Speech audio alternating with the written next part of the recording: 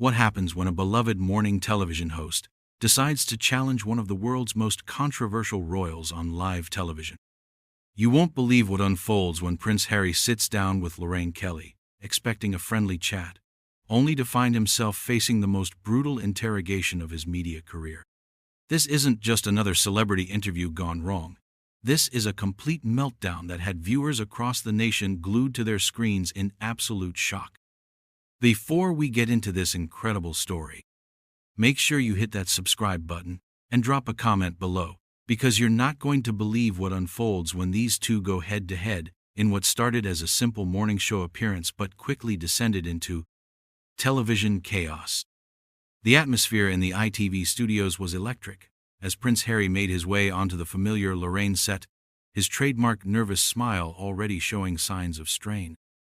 What should have been a straightforward promotional appearance for his latest charitable venture was about to become a masterclass in how quickly live television can spiral completely out of control. Lorraine Kelly, known for her warm Scottish charm and typically gentle approach with guests, had clearly come prepared for battle, and Harry was walking straight into her trap. "Prince Harry, lovely to have you back on the show," Lorraine began, her voice carrying an edge that regular viewers immediately picked up on. The camera captured Harry's subtle shift in his chair, his media-trained instincts already sensing something was off about the host's demeanor. "Now, I have to say, there's been quite a lot of chatter about your recent comments regarding the Commonwealth countries and their relationship with the monarchy. Some might say you've been rather selective with your criticism." Harry's jaw tightened almost imperceptibly, but his practiced smile remained firmly in place. "Well, Lorraine, I think it's important to have honest conversations about difficult topics. That's what progress looks like."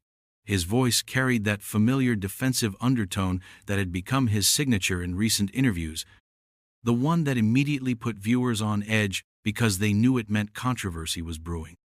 "Honest conversations? Yes," Lorraine nodded, leaning forward slightly in her chair. "But some people are wondering why these honest conversations seem to only flow in one direction. You've been quite vocal about the institution's failings, but remarkably quiet about your own role in some rather questionable decisions. The Oprah interview, for instance. Some of those claims have been, well, let's call them disputed." The temperature in the studio seemed to drop several degrees. Harry's smile faltered for just a moment before he recovered, but the cameras caught it all. "I think what Meghan and I shared was our truth, Lorraine, and I stand by every word of it." His voice had taken on that clipped, aristocratic tone that he typically tried to suppress, a clear sign that his composure was beginning to crack. "Your truth," Lorraine repeated, her Scottish accent becoming more pronounced as her voice sharpened. "That's an interesting phrase, isn't it? Because surely there's just truth, facts. Either something happened or it didn't. Either someone said something or they didn't." She paused, letting the words hang in the air like a challenge. "The problem is, when your truth conflicts with everyone else's recollection of events, it starts to look less like honesty and more like—" "More like what?" Harry interrupted, his carefully maintained media persona beginning to slip away entirely. The practiced warmth in his eyes was being replaced by something much colder, much more volatile. "Please, Lorraine, finish that thought. I'm fascinated to hear what you really think." Lorraine didn't back down. If anything, she seemed energized by his challenge. More like a very public temper tantrum from someone who didn't get their way. "You left the royal family because you wanted privacy, yet you've done nothing but court publicity ever since. You complained about media intrusion, while simultaneously signing multi-million-dollar deals with Netflix and Spotify. You criticized your family for their handling of mental health issues, while publicly airing their private conversations on international television." The studio audience was dead silent. Camera operators were frantically adjusting their shots to capture every micro-expression on Harry's face as Lorraine's words hit their mark. His hands, previously relaxed in his lap, had begun to clench into fists. The transformation was remarkable. The carefully constructed public image of the reformed royal was cracking before everyone's eyes.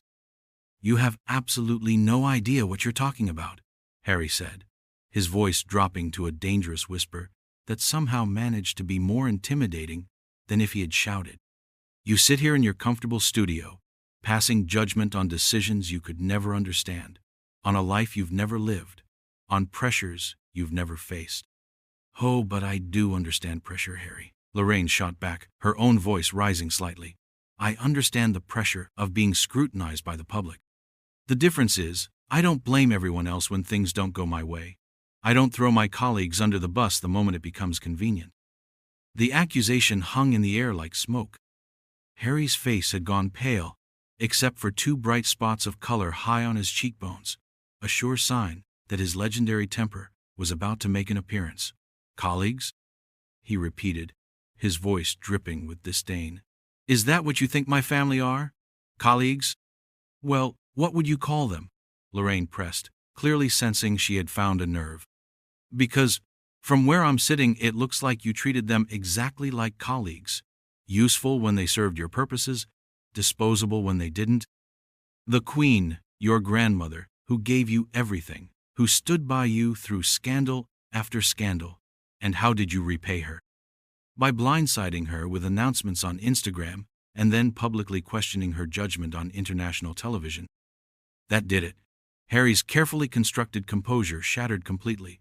Don't you dare, he snarled, leaning forward in his chair with such intensity that security personnel could be seen shifting nervously in the background.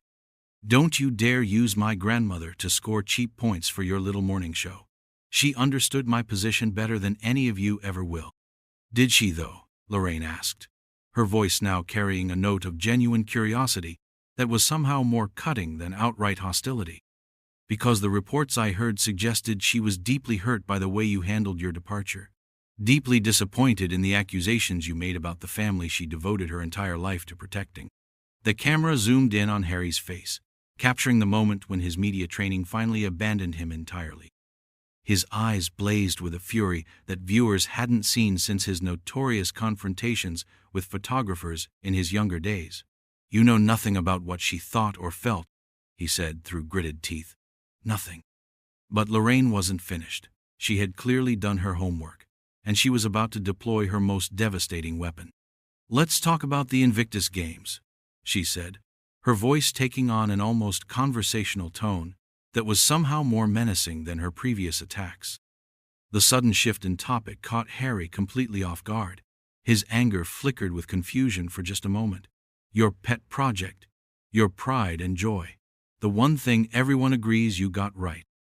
Except, well, there are some interesting questions about the finances, aren't there?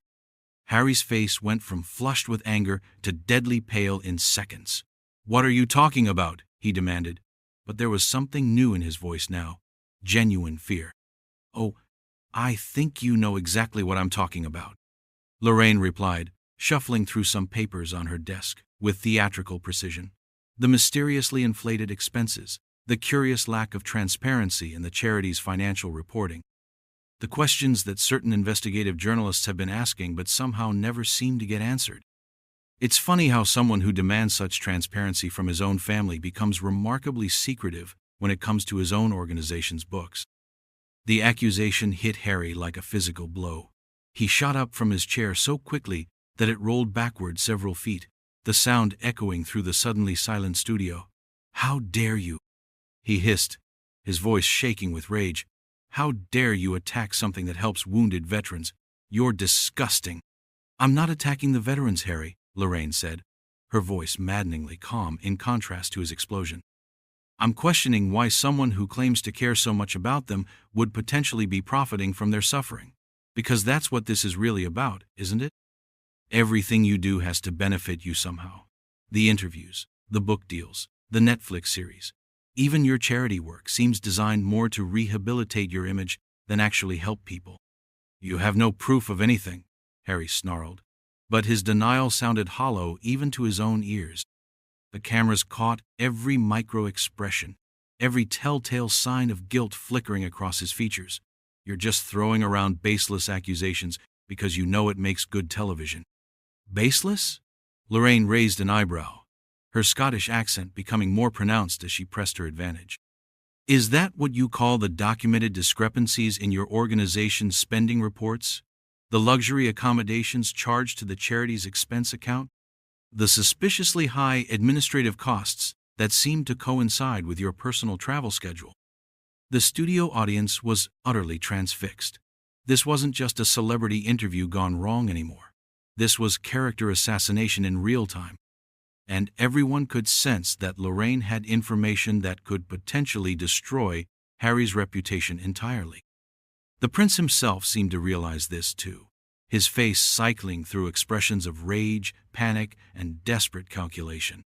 "You're lying," Harry said, but his voice cracked on the words. "This is a hit job.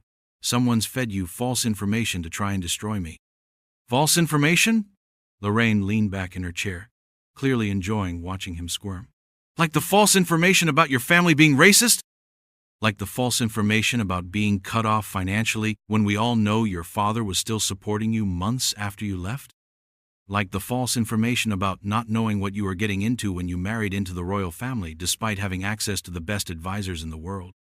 Each accusation was like a hammer blow, and Harry was visibly struggling to maintain any semblance of composure. His hands were shaking now. Whether from rage or fear, it was impossible to tell. "Stop," he said, his voice barely above a whisper. "Just stop." But Lorraine was relentless. "You see, Harry, this is what I find fascinating about you.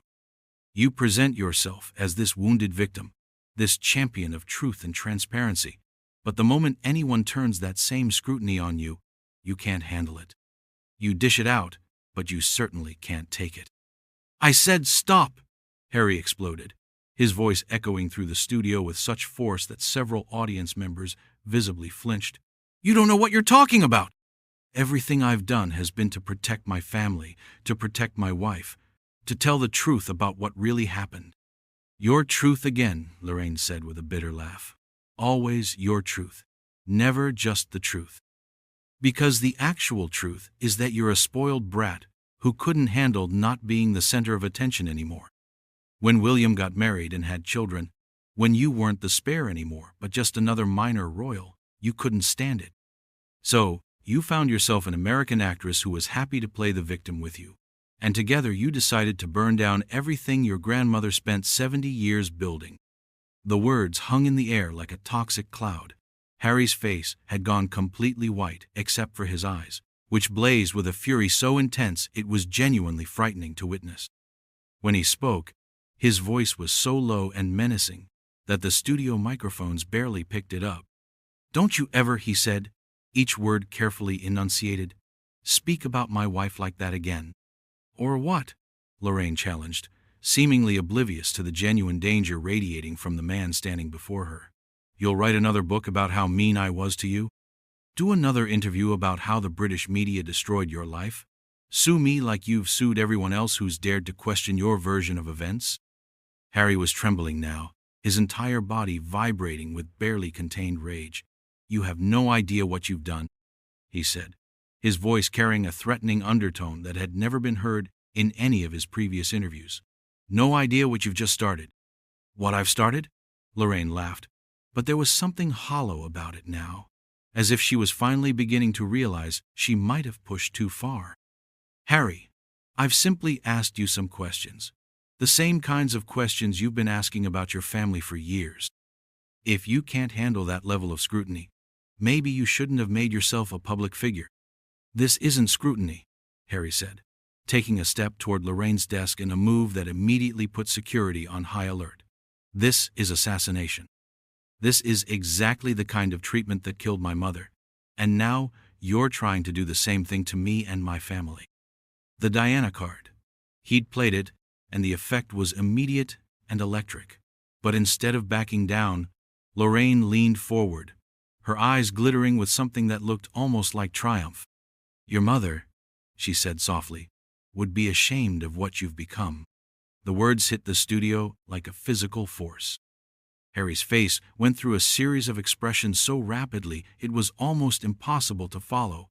Shock, disbelief, rage, and something that looked dangerously close to violence. The silence that followed was so complete that the sound of the studio's air conditioning seemed deafening.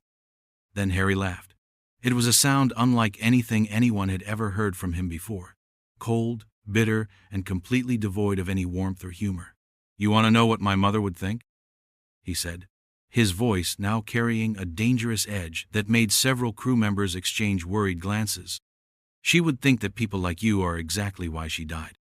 Parasites who feed off other people's pain for entertainment." Harry's voice was getting louder with each word, his aristocratic composure completely shattered. "You sit there in your little television studio thinking you're some kind of journalist, but you're nothing more than a tabloid hack who's found a way to dress up gossip as legitimate broadcasting." Lorraine's confidence finally began to waver. She had pushed countless celebrities to their breaking point over the years, but there was something genuinely unsettling about the way Harry was looking at her now.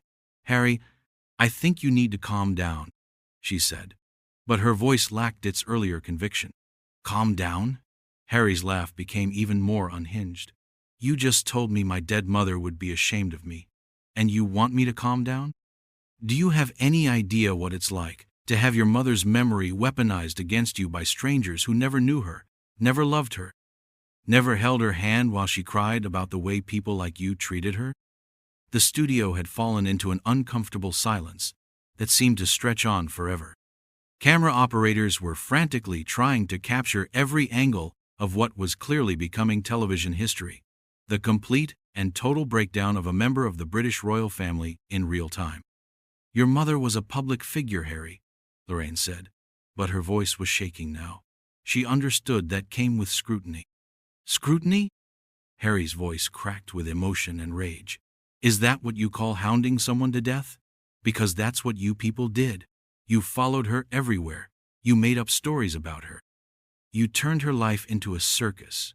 And then, when she died trying to escape from photographers, you had the audacity to mourn her publicly while secretly celebrating the fact that you'd have her story to sell forever."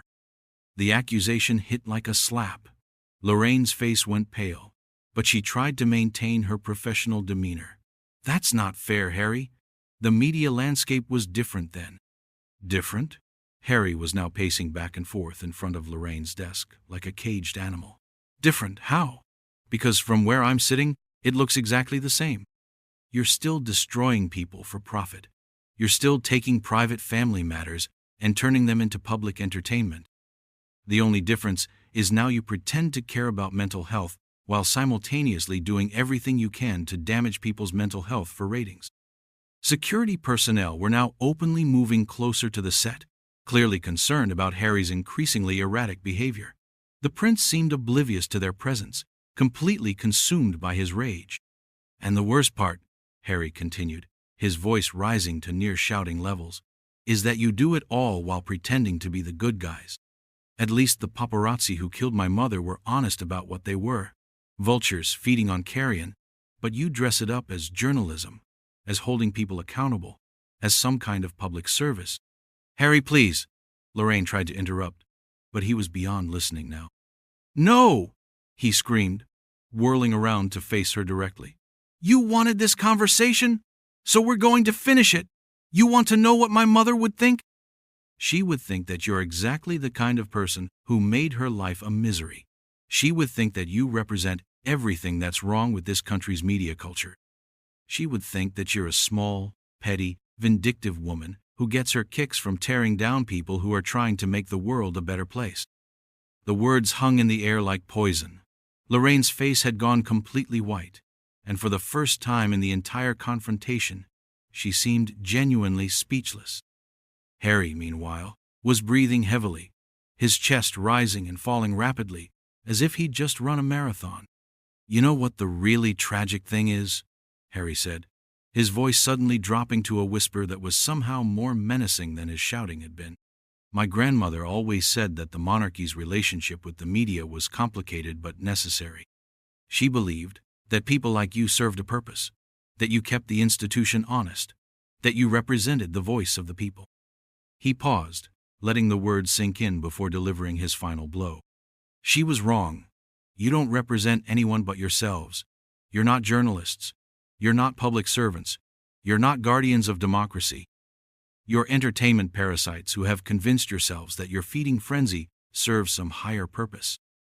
And the saddest part is that there are good journalists out there, real journalists, who do important work, and you've made their jobs harder by turning journalism into a blood sport. Lorraine finally found her voice. "Harry, I think we should take a break," she said weakly, but Harry was already moving. "Oh, we're taking more than a break," he said, ripping off his microphone with such force that the sound technicians winced at the feedback that screamed through the studio speakers. "We're done. Completely done. This was supposed to be about the veterans, about people who actually matter, about causes that actually make a difference. Instead, you turned it into another episode of your pathetic little gossip show." He threw the microphone down on Lorraine's desk with enough force to make her jump backward in her chair. "You want a story? Here's your story. A member of the royal family walked out of your show because you're a disgrace to journalism and a waste of airtime. Print that. Tweet that. Make that your headline." Harry turned toward the studio exit, but then stopped and looked back at Lorraine one final time. "And Lorraine? The next time you want to invoke my mother's memory to score cheap points against me, remember this moment. Remember how it felt when someone finally told you the truth about what you really are." With that, he stalked toward the studio doors, security personnel scrambling to get out of his way. The cameras followed his every step as he grabbed his coat from a production assistant and headed for the exit. "Harry, please," Lorraine called after him, but her voice was barely audible and completely lacking in authority. He didn't even slow down. At the studio doors, he turned back one final time, his face a mask of cold fury. "Enjoy your ratings boost," he said. "I hope it was worth it." The doors slammed behind him with a sound that reverberated through the silent studio like a gunshot. For several long moments, nobody moved. The cameras continued rolling, capturing Lorraine's shell-shocked expression and the stunned faces of the studio audience. Finally, Lorraine cleared her throat and looked directly into the camera.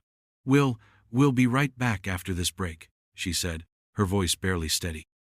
As the show cut to commercial, the full magnitude of what had just happened began to sink in. The prince had completely lost control on live television, delivered a scathing indictment of the British media, and stormed out in the most dramatic fashion possible. It was the kind of television moment that would be replayed endlessly, analyzed by experts, and remembered for years to come. In the end, both combatants had gotten exactly what they deserved. Harry had revealed himself to be the volatile, self-pitying figure his critics always claimed he was, while Lorraine had gotten her explosive ratings moment at the cost of any pretense of journalistic integrity. It was a perfect encapsulation of everything wrong with both modern celebrity culture and media sensationalism, played out in real time for millions of viewers to witness.